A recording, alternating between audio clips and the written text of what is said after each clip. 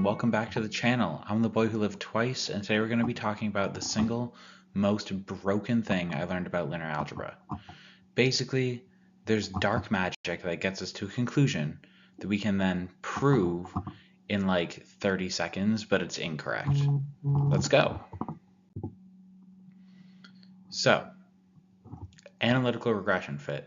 For anyone who doesn't know, a least squares regression line is the line of best fit for data that minimizes the error in an estimation. So if you're given a really simple regression line is if you're given a bunch of points, it finds the line that goes closest to all of them, minimizing squared error.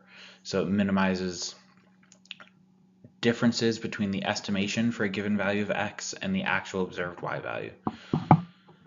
However, multiple linear regression is super nasty because you can have arbitrarily many variables in n-dimensional space and you're trying to minimize the distance for all of them, and it's this horrific computational nightmare to actually do that out long form.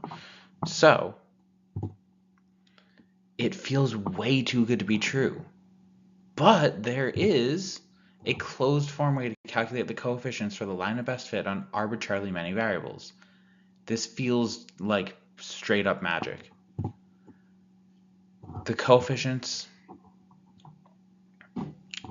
with data matrix x and outcomes y, the coefficients beta are, beta is xtx inverse xty, where t is a transpose and inverse is inverting a matrix. This is super weird that this works this way. Now, let's prove it, shall we? So basically, we have beta is xtx inverse xty. We can, when you invert matrix multiplication, we flip them and we invert both of them. So we have x inverse xty. You'll notice that we have xt inverse and xt next to each other. So those cancel out and we get beta is xty. We want beta x equals y, so defining beta this way feels correct. It feels like good enough, right? Cool. Are we happy with this? I don't see why not, except it's like completely, totally, fully broken to do this. X is not a square matrix. It has way more rows and columns. It's absolutely not invertible, and we can't do any of what we just did. Everything we just did matrix algebra-wise is fully and totally broken and not allowed. But so why does it work? Because that is the correct closed form way to derive beta from x and y. It actually works. Why does it work? Well, unfortunately, the actual proof, I'm definitely not going to do that here. In my senior level math modeling class at Cornell University, our professor said it was the most heinously complicated piece of linear algebra and matrix calculus he had ever seen. Going through the entire proof with him in lecture, he did do the entire proof out. I was a math major, concentrating in like specifically this kind of math. I tracked maybe 20% of it, but I believed it. Every step he did was correct. I just didn't really see why or how we were doing it.